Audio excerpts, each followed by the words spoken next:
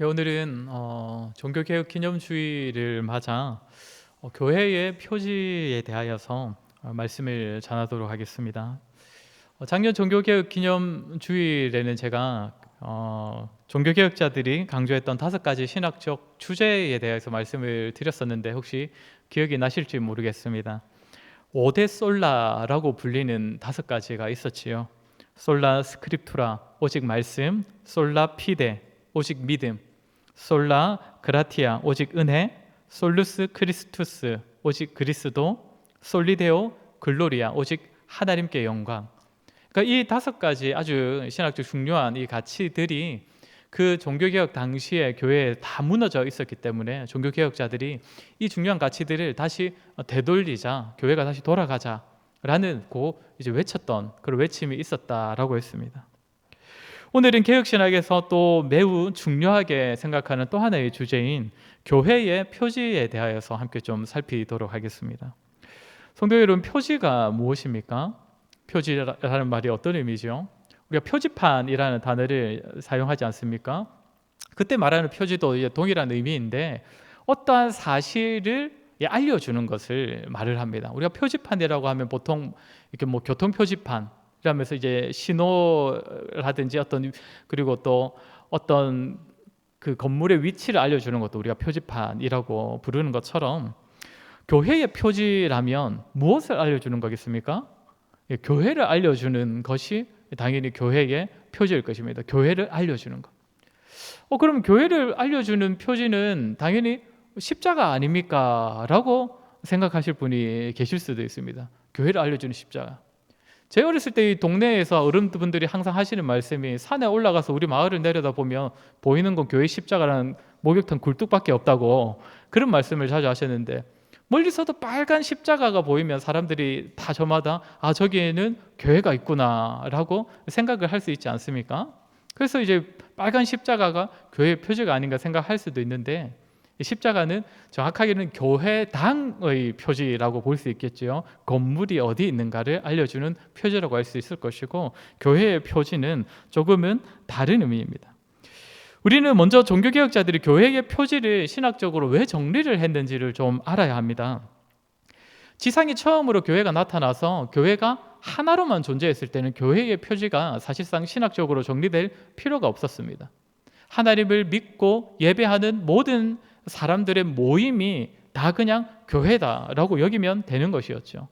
그러나 시간이 지나면서 이제 문제들이 발생했는데 어떤 문제가 발생합니까? 교회들도 유사품들이 생기기 시작했던 것입니다. 우리가 흔히 말하는 이단들이 나타나기 시작했던 것이죠. 사탄도 광명한 천사로 가장해서 성도들을 미혹한다라고 했던 것처럼 겉으로 보면 다 같은 교회처럼 보이는데 실제로는 교회가 아닌 교회가 등장을 하기 시작을 한 것입니다. 그렇기 때문에 그때부터는 참된 교회가 무엇인가를 확인할 만한 어떠한 표지가 필요하기 시작을 했던 것이죠. 아마도 이 교회의 표지는 시간이 흐를수록 더 중요하게 여겨지지 않을까 생각됩니다. 왜냐하면 이단의 세력과 이단의 영향력이 교회의 역사와 함께 잘 지나가면서 더더욱 그 영향력이 다양해지고 더 커지고 있기 때문입니다. 그렇게 여겨지지 않으십니까? 최근 우리나라의 형편만을 돌아보셔도 이단들이 이 사회적 이슈에 자주 등장을 했습니다. 세월호 사건 때의 구원파, 코로나 때엔 신천지, 또 최근에는 통일교가 사회적으로 이슈가 되고 있습니다. 이렇게 이단들이 뭔가 안 좋은 이유로 이제 그 언론에 언급되기는 하지만 어쨌든 이 이단들도 점점 표면에 나와서 이전처럼 뒤에 숨어 있는 것이 아니라 점점 앞에 나와서 사회적 활동을 하고 있다는 것에 대한 반증이 아닐까 생각됩니다. 이렇게 이단이 나타나고 있는, 점점 더 강해지고 있는 이 시대에 참 교회를 나타내는 교회의 표지를 우리가 잘 알고 있는 것은 너무나 중요하다고 볼 수 있을 것입니다. 그리고 우리가 교회의 표지를 알아야 하는 또 하나의 필요성은 이것이 곧 교회다움을 나타내기 때문입니다. 우리 교회의 비전이자 사명이 교회 건설과 복음화인데 거기서 말하는 교회 건설은 교회 건물을 세우는 것이 아니라고 말씀을 드렸습니다. 교회를 교회답게 세워가는 것이 교회 건설이라고 했습니다. 그런데 교회가 교회다워지려면 교회답다라고 말할 기준이 분명하게 있어야겠지요. 그것이 교회의 표지라는 것입니다. 그냥 우리끼리 분위기 좋고 다른 사람들이 볼 때 뭔가 보기 좋은 그런 단체를 만든다고 해서 우리 교회가 교회다워지는 것이 아니라 성경에서 제시한 또 역사 가운데 신학적으로 정리된 그 기준에 우리 교회의 모습을 비춰보아야 하는 것이죠. 그래서 우리 교회의 모습이 교회의 표지를 기준으로 부족함이 있다면 그 부족함을 채워가야 하는 것이고, 뭔가 필요 없는 것이 있다면 과감하게 버려갈 때에 우리 교회를 성경적인 교회, 또 교회다운 교회로 세워갈 수가 있는 것입니다. 이 주제를 종교개혁 기념주일에 우리가 한번 같이 생각해 보는 것은 굉장히 의미가 있을 것입니다. 자주 말씀드리지만 종교개혁은 엄밀히 말해서 교회개혁이고, 그 개혁은 오늘날도 계속되어져야 하기 때문입니다. 우리도 우리의 교회를 계속적으로 살피며 기도하는 가운데 더욱 교회다운 교회로 세워가야 하기 때문에 교회의 표지를 확인하는 일은 우리 자신과 우리 교회에 큰 유익이 될 것입니다. 전통적으로 교회의 표지는 세 가지였습니다. 먼저는 참된 말씀의 전파, 바른 말씀의 선포이고, 두 번째는 성례의 올바른 시행입니다. 성례를 올바르게 시행하는 것. 마지막 세 번째는 권징의 신실한 시행이었습니다. 이 세 가지가 교회에 바르게 자리 잡을 때 교회가 교회다워진다는 것이지요. 오늘 설교를 통해서 이 세 가지를 좀 확인하도록 하겠습니다. 먼저는 바른 말씀의 선포입니다. 그냥 말씀의 선포가 아니라 바른 말씀이 선포될 때 교회가 참된 교회로 세워진다는 것입니다. 그래서 종교개혁자 존 칼빈은 하나님의 말씀이 순수하게 선포되는 곳에 교회가 있다라고 말을 했습니다. 그러니까 그냥 말씀이 선포되는 것이 아니라 아주 순수하게 본래 그 뜻 그대로 선포될 때 그 교회가 참 교회라는 것입니다. 아시다시피 이단들도 우리와 똑같은 성경을 봅니다. 우리와 똑같은 성경을 가지고 자기들도 설교를 하고요, 그 설교를 듣고 진리를 합시고 믿고 따릅니다. 그런데 무엇이 다릅니까? 그들에게는 바른 말씀의 선포가 없는 것입니다. 그 사람들은 바르지 않은 말씀을 듣고 전하면서도 자신들이 진리를 따른다고 여기는 것이죠. 우리는 그들이 우리와 똑같은 성경 말씀을 들여다보고 있다 하더라도 그들을 교회라고 결코 인정할 수가 없습니다. 오직 바른 말씀이 선포되는 곳이 교회이기 때문입니다. 그렇게 예수님께서는 뭐라고 하셨느냐? 요한복음 8장 31절 32절 말씀 같이 한번 읽도록 하겠습니다. 요한복음 8장 31절 32절입니다. 시작. 그러므로 예수께서 자기를 믿는 유대인들에게 내 말에 거하면 자유롭게 하리라. 예수님께서 뭐라고 하십니까? 예수님께서 전하신 그 말씀에 거할 때 예수님의 제자가 된다는 것입니다. 예수님께서 전하신 말씀, 또 예수님께서 가르쳐 주신 그 진리가 참 자유를 가져다 준다는 것이지요. 그냥 성경만 가졌다고 해서 되는 것이 아니라 이 성경 말씀을 예수님께서 전하신 대로 전해지는 그 말씀을 통하여서라만 우리가 참 제자가 되고 참 성도가 될 수 있다는 것이지요. 그렇게 바울은 갈라디아서에서 다른 복음은 없다라고 강조를 한 것입니다. 하나님의 진리를 담아낼 수 있는 다른 복음, 하나님의 구원의 메시지가 증거될 만한 다른 복음은 결코 없다는 것이죠. 만약 다른 복음을 복음이라고 전하는 자는 반드시 저주를 받을 것이다 라고 바울이 경고를 했습니다. 이렇게 바른 말씀, 정말 순수하게 하나님의 뜻이 담긴 말씀이 교회에서 선포될 때에 이 땅의 교회는, 그 교회는 하나님께서 원하시는 교회다운 교회, 참된 교회로 세워지게 되는 것입니다. 또한 교회에서 바른 말씀이 선포되어야 하는 또 하나의 이유는 성도의 참된 양식이 바로 말씀이기 때문입니다. 예수님께서도 인용하셨던, 마태복음에서 인용하셨던 구절인데 우리 신명기 8장 3절 말씀 같이 한번 읽겠습니다. 시작. 너를 낮추시며 너를 줄이게 하시며 내 조상들도 알지 못하던 만나를 내게 먹이신 것은 사람이 떡으로만 사는 것이 아니요 여호와의 입에서 나오는 모든 말씀으로 사는 줄을 네가 알게 하려 하심이니라. 하나님께서 이스라엘 백성들에게 광야 시절에 만나를 주신 이유가 무엇이라고 합니까? 말씀으로 사는 줄을 알게 하려 하심이니라. 물론 이스라엘 백성에게도 만나는 필요했습니다. 광야에서 이스라엘은 40년간 만나를 먹고 살았습니다. 모든 인간은 육신을 입고 살아가기 때문에 때마다 필요한 양의 그 음식들을, 영적 음식들도, 그러니까 육의 음식들도 섭취를 해 주어야 하죠. 그런데 신명기에서 모세가 하는 말이 무엇입니까?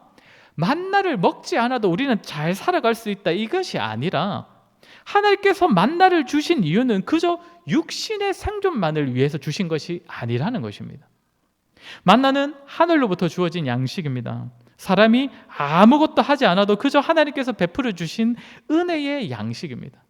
그렇게 광야 이스라엘 백성들은 만나를 먹을 때마다 하나님께서 어떤 분이신지, 하나님께서 어떤 은혜를 베풀어 주시는지를 기억을 해야 합니다. 나의 필요들을 은혜로 베풀어 주신 하나님께서 하나님이시기 때문에 그 하나님 앞에서 마음을 겸손히 낮추고 특별히 말씀을 통해 그분의 뜻을 확인하며 그 뜻에 순종해야 한다는 사실을 이스라엘 백성들은 만나를 먹을 때마다 되새겨야 했다는 것입니다. 단지 육신의 결핍만 체험받는다고 해서 살아갈 수 있는 것이 아니라 말씀을 통해 영적인 양식을 공급받아야 한다는 것입니다. 마찬가지로 오늘날의 성도 역시도 육신의 욕구와 만족만을 쫓아 살아가는 존재가 아닙니다. 그저 굶주림을 채우고 육신의 안락함만을 쫓아 살아가는 것이 아니라 말씀을 쫓아 살아가는 존재가 성도라는 것입니다. 말씀이 성도의 영적인 양식이고 참된 양식입니다. 그렇게 성도는 참된 하나님의 양식을 지속적으로 먹을 때에 분명하고도 참된 하나님의 말씀을 지속적으로 읽고 듣고 배울 때에 이 땅을 단지 한 사람으로서가 아니라 성도로서, 성도답게 살아갈 수가 있는 것입니다. 그리고 이것을 위해 교회에선 올바른 말씀, 분명하고 정말 참된 하나님의 뜻이 선포되고 가르쳐져야 하는 것입니다. 사랑하는 성도 여러분, 저와 여러분은 계속적으로 바른 말씀을 듣고 또 읽고 그 말씀 안에서 자라가야 합니다. 그것이 저와 여러분의 영적인 양식이고 이것을 먹고 자랄 때에 우리는 성도답게 또한 우리 교회는 교회답게 세워질 수 있기 때문입니다. 무엇보다 우리 성도님들께서는 바른 말씀을 듣고 자라기 위하여서 저를 위해서 많이 좀 기도를 해 주셔야 합니다. 왜냐하면 결국 교회를 통해 하나님께서 말씀을 선포하시는 것은 목사를 통해 말씀을 선포하시기 때문입니다. 제가 그냥 재밌는 설교, 딱히 재밌지도 못하지만 제가 재밌는 설교나 하고 그저 듣기 편한 설교를 하는 것이 아니라 바른 말씀을 선포할 수 있도록 말씀을 묵상하고 연구하는 일에 열심을 내도록 기도해 주시기 바랍니다. 나아가 우리 성도님들께서도 참된 말씀에 대한 갈급함을 가지시길 바랍니다. 단지 말씀을 읽는 시간을 채워가시는 것이 아니라 말씀을 통해 하나님의 뜻을 발견하고 그것을 마음에 새기고자 정말 말씀과 씨름하시는 그런 열심을 가지시길 바랍니다. 그리하여 저와 여러분 그리고 우리 교회가 바른 말씀을 통하여서 영적으로 더욱 성숙해지고 교회다운 교회로 세워지는 은혜가 있기를 간절히 소원합니다. 두 번째 교회의 표지는 성례의 참된 시행입니다. 성례의 바른 시행. 성례가 무엇입니까? 예수님께서 직접 제정하신 두 가지 예식, 그리하여 교회가 주님 다시 오실 때까지 반드시 지키고 시행해야 하는 두 가지 예식이 바로 성례입니다. 성례에 속해 있는 두 가지가 무엇입니까? 세례와 성찬이지요. 이 두 가지가 바르게 올바르게 시행되어야 참된 교회라는 것입니다. 그러면 왜 성례가 참된 교회를 드러내는 표지가 되었을까요? 유사 기독교들 중에서, 즉 이단들 중에선 다른 예식들을 성례로 여기는 경우가 많이 있기 때문입니다. 그러니까 성경에서 반드시 시행하라고 말하지 않은 것들을 반드시 지켜야 하는 성례로 여기는 이단들이 있기 때문이지요. 대표적으로 로마 가톨릭이 그렇습니다. 예전에도 한번 말씀을 드렸었는데 천주교는 성례가 7개가 있다라고 말씀드렸습니다. 그들은 칠성례라고 부릅니다. 거기서는 혼인도 성례이고 고해성사도 성례입니다. 물론 우리 기독교도 혼인을 할 때 하나님 앞에서 혼인 서약을 하지요. 예배로서 혼인을 맺습니다. 우리 기독교도 회개를 중요하게 여깁니다. 그들이 고해성사를 중요하게 여기는 것처럼 우리도 예배 때마다 공적으로 회개하고 또 함께 회개하고 개인적으로도 기도 때마다 회개를 합니다. 그러나 우리는 그것을 성례라고 말하지는 않습니다. 주님께서 예식으로 제정하신 것이 아니기 때문입니다. 그렇게 우리 신학의 선배들은 성경이 말하지 않는 것을 성례로 지키는 것은 잘못된 것으로 보았고, 나아가 이 성례가 올바르게 시행될 때에 참된 교회가 참된 교회로 드러나게 된다라고 여겼던 것입니다. 그리고 또 여기서 중요한 것은, 그러면 다른 이단처럼 성례가 여러 가지가 아니라 이 세례와 성찬 이 2가지만 성례로 여기면 되는 것 아니냐라고 말씀하실 수도 있는데, 이 2가지의 성례가 그냥 지켜지는 것이 아니라 바르게 지켜질 때, 바르게 시행되어야 참된 교회라는 겁니다. 성례가 바르게 시행된다는 것은 어떤 의미겠습니까? 당연히 성경적으로 시행되는 것입니다. 세례와 성찬이 말씀에서 가르쳐지는 대로 방식도 최대한 성경을 따르고, 그보다 더 중요한 것은 각 성례의 의미가 더욱 분명하게 드러날 수 있도록 집례자나 참여자가 모두가 그 의미를 잘 알고 그 의미를 되새기는 가운데 이 예식에 참여하기를 힘쓸 때에 성례가 올바르게 시행되는 것이다 라고 말할 수 있습니다. 그러면 성례의 의미를 잘 알고 잘 새기는 것이 왜 중요한 것인가? 예전에도 말씀드렸던 것처럼 종교개혁자 존 칼빈은 성례를 말씀에 보이는 표징이라고 불렀습니다. 한마디로 성례는 보이는 말씀이라는 것입니다. 세례든 성찬이든 그 외적 형식에 어떤 영적인 효력이 달려있는 것은 아닙니다. 외적으로 어떤 이 행위를 했다고 해서 이 형식을 가졌다고 해서 갑자기 없던 은혜가 발생하는 것은 아니라는 것입니다. 그러나 성례는 말씀을 보여주는 예식이기 때문에 말씀이 들려지는 것과 동일한 효력을 가지는 것입니다.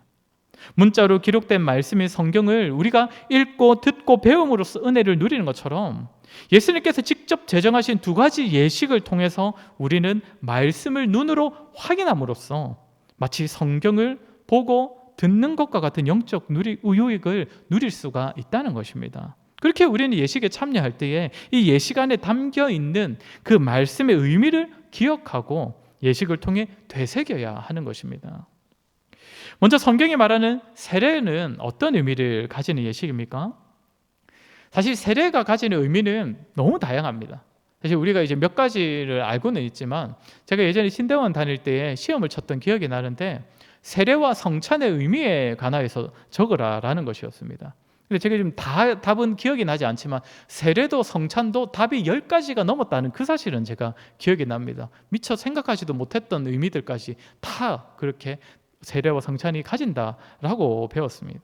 그렇게 다양한 의미가 있는데 대표적인 것만을 말씀드리자면 갈라디아서 3장 26절 27절 말씀입니다. 우리 같이 읽겠습니다.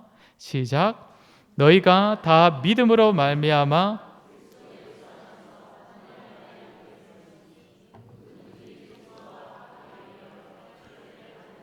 그리스도로 옷 입었느니라. 아멘. 세례를 받은 자는 어떤 자라고 합니까? 그리스도와 연합되었다라고 합니다. 세례는 그리스도와의 연합을 나타냅니다. 그 밖에도 다른 성경에서 세례는 죄 용서를 나타내기도 하고 새 생명으로 부활을 나타내기도 하고 그리스도의 몸에 지체되었음을 나타내기도 한다라고 가르치고 있습니다. 물론 이 형식적 세례를 못 받았다고 해서 구원 못 받는 것 아니고 죄 용서 못 받는 것 아니고 그리스도의 지체가 되지 못하는 것 아닙니다. 그런데 우리는 기억할 것은 우리가 이 세례를 어떤 자에게 베풉니까? 예수님을 구주로 믿고 고백하는 자에게 세례를 베풉니다. 중요한 것은 그겁니다. 세례를 받았는가가 아니라 예수님을 구주로 믿는 자는 다 그리스도와 연합한 자고 죄 용서를 받은 자고 새 생명으로 부활할 자인 것입니다. 그러나 우리가 이 세례를 받을 때에 그리고 다른 사람의 세례 받음을 우리가 증인으로 참여하여 눈으로 목도할 때에 이 세례에 담긴 의미를 되새긴다면 그것은 말씀 선포를 통하여서 예수 그리스도의 은혜를 듣는 것과 전혀 다르지 않는 그런 영적 유익을 우리가 이게 가져다 준다는 것이지요. 그렇게 우리는 세례를 시행할 때에 모두가 눈을 뜨고 그 장면을 아주 똑똑히 지켜봐야 하는 것입니다. 그 세례에서 우리가 그리스도께서 우리를 위해 베풀어 주신 대속의 은혜를 눈으로 확인하고 우리 마음 가운데 되새길 수 있기 때문이지요. 성찬도 동일합니다. 성찬 역시도 그 의미를 제대로 알고 참여할 때 우리는 영적 유익을 누릴 수가 있습니다. 고린도전서 11장 26절 말씀입니다. 같이 읽겠습니다. 너희가 이 떡을 먹으며 마실 때마다 주의 죽으심을 그가 오실 때까지 전하는 것이라. 우리가 성찬식을 할 때마다 가장 많이 생각하는 의미가 이것 아닙니까? 우리 주님의 죽으심을 기념하는 것이 성찬입니다. 그래서 대부분의 교회는 그 고난주간 앞 주일인 종려 주일에 반드시 이 성찬식을 거행을 합니다. 우리는 우리를 대신하여 살이 찢기시고 피를 흘리신 주님을 생각하면서 이 성찬의 상을 대할 때에 성찬을 올바르게 참여할 수가 있습니다. 그런데 성찬 역시도 한 가지 의미만이 아닙니다. 우리는 주님의 살과 피를 먹고 마심으로써 주님의 찢기신 그 살과 주님께서 흘리신 피를 마심으로써 우리는 어떻게 되었습니까? 이것이 또 다른 성찬이 가지는 또 다른 의미입니다. 요한복음 6장 54절 같이 한번 읽겠습니다. 시작.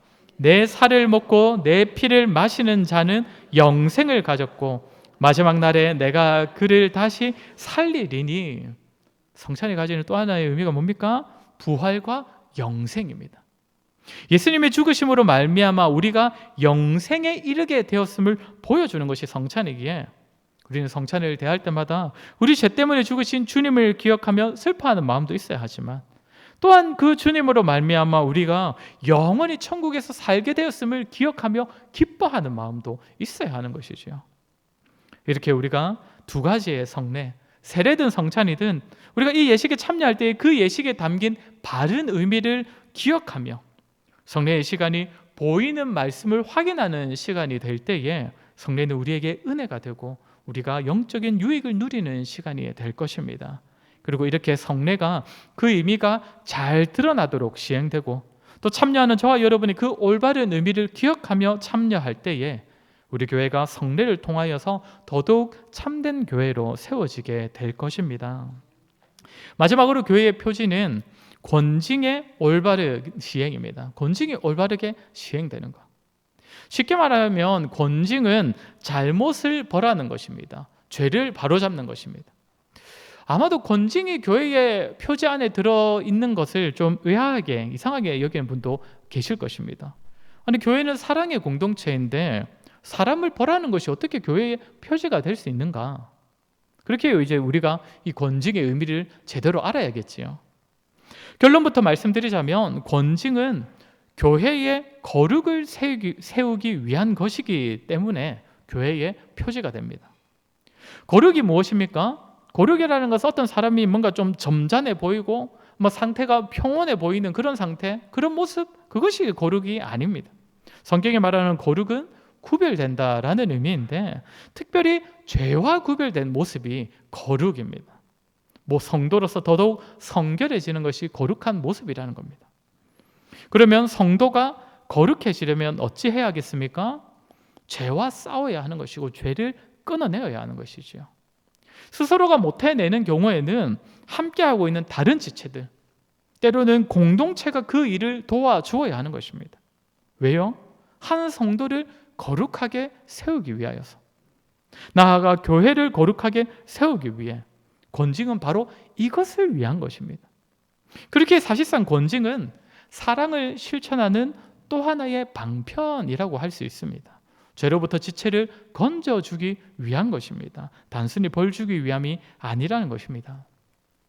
이렇게 교회와 성도의 거룩을 위한 사랑의 실천이 권징인데 이러한 권징도 당연히 말씀을 기준으로 올바르게 시행이 될 때라야 교회의 표지로서 교회를 더욱 참되게 해줍니다. 성경을 보면 신약이든 구약이든 생각보다 이 권징과 관련된 가르침이 참 많이 있는데 그중 대표적인 것을 하나만 보도록 하겠습니다. 마태복음 18장 14절부터 18절까지인데 우리 조금 길지만 우리 한번 같이 읽어보도록 하겠습니다. 14절부터 18절까지입니다. 시작.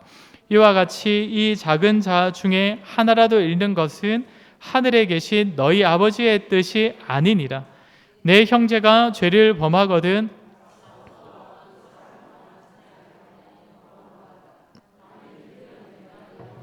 얻은 것이요 만일 듣지 않거든 한두 사람을 데리고 가서 두세 증인의 입으로 말마다 확증하게 하라. 만일 그들의 말도 듣지 않거든 교회에 말하고 교회의 말도 듣지 않거든 진실로 너희에게 이르노니 무엇이든지 너희가 땅에서 매면 하늘에서도 매일 것이요 무엇이든지 땅에서 풀면 네. 먼저 15절을 우리 다시 한번 가주시겠습니까? 15절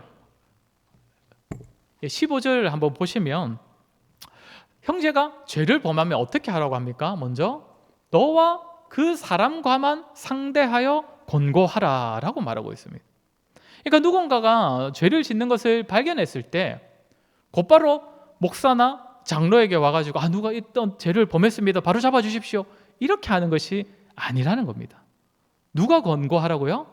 그 사람의 잘못을 발견한 사람, 그 사람이 먼저 가서 그 지체의 잘못을 바로 잡아 주라는 것이지요. 그래서 만일 들으면 그 형제를 얻은 것이요, 넘어가 주십시오. 다음 절 16절에 만일 듣지 않으면 어떻게 하라고 합니까? 한두 사람을 데리고 가서 두세 증인의 입으로 말마다 확증하게 하라. 이제는 혼자 안 되니까 두 사람, 세 사람을 더 데리고 가서 말하라는 것이죠. 그런데 여기서 말하는 한두 사람도 목사나 장로를 의미하는 것이 아닙니다. 목사나 장로에게 말하면 바로 이제 그 일들이 공론화되고 공적으로 진행이 되기 때문에 그 전에 자기와 가까운 함께 마음을 맞춰 또 지체를 찾아가서 권면할 누군가를 또 더 데리고 가라는 것이죠. 그런데도 말을 듣지 않으면 어떻게 하라는 겁니까? 17절에 교회에 말하고, 저기서 이제 당회가 등장을 하는 겁니다. 저기에서 이제 목사와 장로를 통하여서 이제 어떠한 공적인 절차가 시작되는 것이죠. 이렇게 반복적으로 권해도 말을 듣지 않을 경우에는 이방인과 세력같이 여기라 라고 말하고 있습니다. 이것이 예수님께서 직접 가르쳐 주신 성경적인 권징의 가정입니다. 그렇게 흔히 권징은 우리가 당회의 역할이다 라고 말을 하는데, 물론 법적인 의미에서 권징은 당회의 역할이다 라는 것은 맞습니다. 그렇지만 사실상 어떤 죄가 공론화되었을 때에 당회가 나서는 것이고, 그 전까지는 모든 성도에게 주어진 몫인 것입니다. 이 권징이라는 것은 제일 먼저는 지체의 죄를 발견한 사람, 두 번째로는 그 발견한 사람과 가까운 한두 사람, 그리고는 공적 권위를 가지는 당회가 되는 것입니다. 그렇게 우리가 가장 중요하게 생각해야 하는 것은 무엇이냐? 14절로 한번 올라가 주시겠습니까? 14절 말씀은 우리 다시 한번 같이 읽읍시다. 시작. 이와 같이 이 작은 자 중에 하나라도 잃는 것은 하늘에 계신 너희 아버지의 뜻이 아니니라. 한 사람이라도 잃지 않는 것이 아버지 하나님의 뜻이라는 것, 저 마음이 우리 모두에게 있어야 한다는 것입니다. 권징의 과정을 거쳐서라도 끝까지 돌이키지 않는 사람은 때때로 교회에서 출교시키기도 해야겠지만, 그 전까지는 개인적으로 찾아가 권면하고 친한 몇 사람을 더 데리고 가서 또 권면하고, 그런 일들이 있기 위해서 우리에게 무엇이 필요하겠습니까? 모든 성도를 한 사람도 잃지 않기를 원하시는 아버지 하나님의 마음이 있어야 하는 것입니다. 죄를 행하는 지체를 볼 때에 아이고 저러다 하나님한테 한 대 맞을 낀데 라고 걱정만 하고 있는 것이 아니라, 정말 직접 아버지 하나님의 마음을 품고 다가가서 그가 더 거룩해지기를 바라는 사랑의 마음으로 기꺼이 찾아가 권면하는 것, 그것이 저와 여러분 우리 모두에게 맡겨진 의무라는 것입니다. 이러할 때에 우리 모두와 우리 교회가 더욱 거룩하게 세워지는 것이고, 이것이 우리 교회가 더욱 참되게 세워지는 비결이 될 것입니다. 이렇게 오늘 교회의 표지 3가지를 우리가 함께 살폈습니다. 바른 말씀이 선포되고, 그 말씀에 따라 성례와 권징이 신실하게 시행될 때에 우리 교회가 더욱 교회다운 교회, 성경이 말하는 참된 교회로 세워지게 될 것입니다. 우리 성도님들 늘 교회를 위해 기도하시는 줄로 압니다. 교회를 위해 기도하실 때에 이러한 교회의 표지가 더욱 분명하게 드러나는, 분명하게 세워지는 교회가 되기를 기도해 주시길 바랍니다. 그래야 저와 여러분을 통해서 우리 교회가 더욱더 성경적인 교회, 날마다 영적으로 성숙해 가는 교회, 참된 교회로 자라는 은혜가 있기를 주의 이름으로 간절히 소원합니다. 이 시간 우리 성찬식을 함께 가지도록 하겠습니다. 먼저 우리 성찬 찬송으로